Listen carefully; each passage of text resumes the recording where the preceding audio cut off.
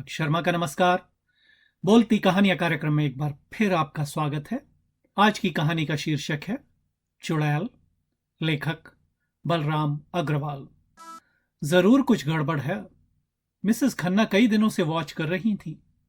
नौकरी करते हुए ये कभी भी 8 बजे से पहले बिस्तर से नहीं उठे। अब स्वैच्छिक सेवानिवृत्ति के अगले ही दिन से ये हाल है कि सुबह 5 बजे उठ जाते हैं। शौच आदि से निपटकर सही 6 बजे घर से निकल जाते हैं। मॉर्निंग वॉक तो जैसे इनकी कुंडली में लिखा ही नहीं था, लेकिन अब ये पार्क में जाने लगे हैं। हाफ पैंट को आरएसएस का सुथन्ना कहकर छूते तक नहीं थे। पिछले हफ्ते एक जोड़ी कैपरीज और एक जोड़ी स्पोर्ट्स शू लेकर आए। बोले इसमें इजी रहता है। घर के दरवाजे से निकलते ही जॉगिंग शुरू कर देते हैं और गजब की बात यह है कि लौटकर आते हैं 9 सवा 9 बजे। गरज ये कि सुबह के 3 घंटे पार्क की भेंट चढ़ाने लगे हैं। समझ में नहीं आता कि पार्क में ये क्या करने जाते हैं, घूमने जाते हैं या के बाद वाला विचार बेहद पीड़ादायक था। वो विचार मन में आते ही मिसेस खन्ना सिर से पांव तक जैसे हिल सी गईं। उस चुड़ैल की वजह से तो नहीं ले बैठे वॉलंटरी रिटायरमेंट। वे मन ही मन सोचने लगीं, हे भगवान, बुढ़ापे में जगहसाई ना करा बैठे ये, देखना पड़ेगा। अगली सुबह अलार्म बंद करने के बाद बिस्तर से उठकर जैसे ही खन्ना जी फ्रेश होने के लिए टॉयलेट में घुसे, मिसेस खन्ना ने भी बिस्तर छोड़ दिया। वे दूसरे टॉयलेट में घुस गईं। फिर जैसे जैसे खन्ना जी तैयार हुए वैसे वैसे वे भी तैयार होती गईं, लेकिन बचते बचाते कुछ इस तरह कि खन्ना जी को कुछ भी असामान्य ना लगे। घर से खन्ना जी के निकलने के 2-3 मिनट पीछे ही वे भी निकल लीं। हालांकि पूरी तरह पीछा नहीं कर सकी उनका, क्योंकि खन्ना जी ने तो रोजाना की तरह दरवाजे से निकलते ही जॉगिंग शुरू कर दी थी। फिर भी उन पर नजर रखने जितनी दूरी बनाए रखने में वे कामयाब रहीं। खन्ना जी पार्क में घुसे। उनके पीछे पीछे 5 मिनट बाद वे भी। खन्ना जी जॉगिंग करते आगे बढ़ गए। पेड़ों की ओट में अपने आप को छिपाती वे भी आगे बढ़ती रहीं, कुछ इस तरह कि पति पर नजर भी रख सकें और किसी को संदेह भी ना हो। पार्क में घूमने वालों की संख्या बहुत ज्यादा न सही, कुछ कम भी न थी। उन्हीं के बीच रास्ता बनाते खन्ना जी जॉगिंग करते और जान पहचान के लोगों से हाय हेलो करते विस्तृत पार्क के एक हिस्से में बने गोलाकार पक्के फुटपाथ पर दौड़ते रहे। मिसेस खन्ना पेड़ों की ओट में छिटपुट आसन करती सी एक जगह पर टिक गईं और नजर जमाए उन्हें देखती रहीं। गोलाकार फुटपाथ पर जॉगिंग के बाद वे पार्क के दूसरे सिरे पर मखमली लॉन को घेरती फूलों की क्यारियों के निकट जा बैठे। वहां तक नजर को दौड़ाए रखने में मिसेस खन्ना को असुविधा सी होने लगी। पहले वाली जगह से उठकर वे कुछ और आगे वाले निगाह रखने में कुछ सुविधाजनक पेड़ों के पीछे आ गईं।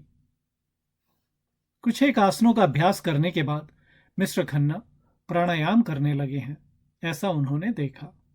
भस्त्रिका, कपालभाति, अनुलोम विलोम सब कर लो। दूर बैठी वे मन ही मन सोचती रहीं, उसके आने तक तो ये सब नाटक तुम करोगे ही। देर से आती होगी ना चुड़ैल, आने दो। आज ही पत्ता साफ न कर दिया उसका तो मेरा नाम भी कनिका खन्ना नहीं। ये सोचते हुए वे कुछ अटकीं। फिर उन्होंने मन ही मन तय किया कि मिस्टर खन्ना ने अगर तिल भर भी उसका पक्ष लिया तो आज से वे सिर्फ कनिका रह जाएंगी। खन्ना उपनाम हटा देंगी हमेशा के लिए। तभी उन्होंने देखा कि प्राणायाम के बाद खन्ना जी क्यारियों में फूलों की छोटी पौध के बीच उगाई घास को उखाड़ने में जुट गए हैं। घूमने आने वाले अन्य लोग उन्हें देखते और आगे बढ़ जाते। छी छी, मिसेस खन्ना को उनकी इस हरकत पर घृणा सी हो आई। ये अब माली का काम करने बैठ गए।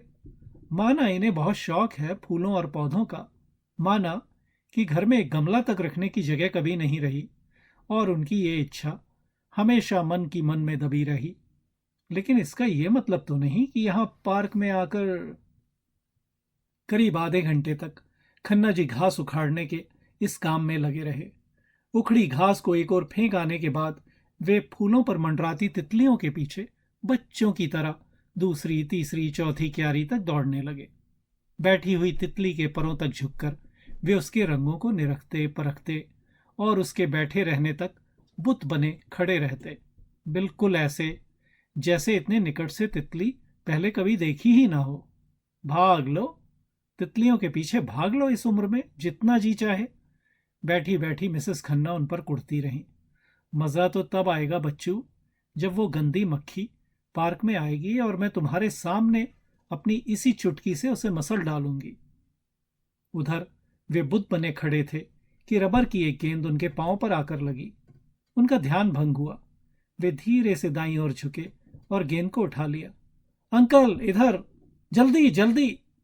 क्यारियों से दूर पार्क के नजदीक वाले एक कोने में क्रिकेट खेल रहे कुछ बच्चों में से फील्डिंग कर रहे बच्चे चिल्लाए।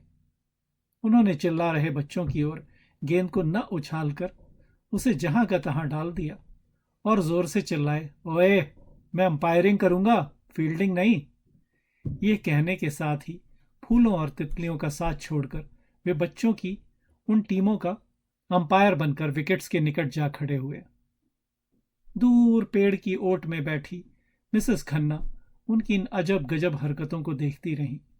उन्हें यकीन था कि मिस्टर खन्ना का जॉगिंग और प्राणायाम करना, क्यारियों में गुड़ाई करना, तितलियों को देखना और अंपायरिंग करना सब टाइम पास का जरिया है। ऐसा करके वे उस चुड़ैल के आने तक का समय किसी न किसी तरह बिता रहे हैं। उसके आ जाने के बाद पार्क के किसी घने झुरमुट में अनिर्वचनीय महा आनंददायक प्रेमालाप होगा। बस उनके मन रूपी कढ़ा के डाह रूपी खौलते तेल में पति के प्रेमालाप के इन दृश्यों ने एकदम उफान ला दिया। क्रोध से उनका पूरा बदन हिल सा गया। माथे पर पसीने की बूंदें छलछला आईं। सांसें गहरी गहरी चलने लगीं। पूरी खुली होने के बावजूद आंखों से जैसे दिखना बंद हो गया। चलें? एकाएक यह शब्द सुनकर उनकी तंद्रा टूटी। वे बुरी तरह चौंक गईं। खन्ना जी बच्चों के पास से चलकर कब उन तक आ पहुंचे, उन्हें पता ही न चला। आसन और प्राणायाम जैसी चीजें भी पति से छिपकर चुपचाप करोगी? भाई, ये तो हद हो गई तुम्हारे संकोची स्वभाव की। खन्ना जी उनसे कह रहे थे। सुबह को मेरे सोए रहने तक ही ये सब चुपचाप निपटाती रही हो, ये तो मुझे मालूम था, लेकिन यहां पार्क में आकर करने की भी ललक जाग उठेगी, ये मैं नहीं सोच पाया था। वहां बच्चों के साथ खेलते खेलते वो तो अचानक ही मेरी निगाह तुम पर आ पड़ी।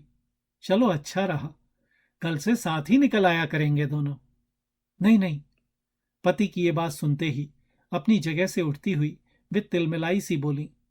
उन्हें दरअसल पहले ही दिन अपने देख लिए जाने पर हार्दिक अफसोस हो रहा था। जैसी आपकी मर्जी, खन्ना जी बोले। भाई, अपना तो एक ही उसूल है, जिसमें सब राजी उसमें रब राजी। पर इतना मैं जरूर कहूंगा कि अच्छे कामों को करने में आदमी को संकोच नहीं करना चाहिए। कल से, फिर कल से। चोरी करते पकड़े गए सफेद पोश की तरह मिसेस खन्ना धीमे लेकिन तीखे स्वर में पुनः पति पर गुर्राई। घर का कामकाज भी देखना है ना? कुदान मारने को रोज रोज यहां चले आना मेरे लिए मुमकिन नहीं। मैं अपने हिसाब से खुद ही करूंगी ये सब। दरअसल चुड़ैल की पकड़ तो तभी संभव थी जब वे खन्ना जी के साथ न आए और इस तरह घर से निकलें कि खन्ना जी को उनके द्वारा अपना पीछा करने का आभास तक न हो। इस एहसास से कि खन्ना जी अपने जीवन की दूसरी पारी खेल रहे हैं, वे दूर, बहुत दूर थीं। धन्यवाद।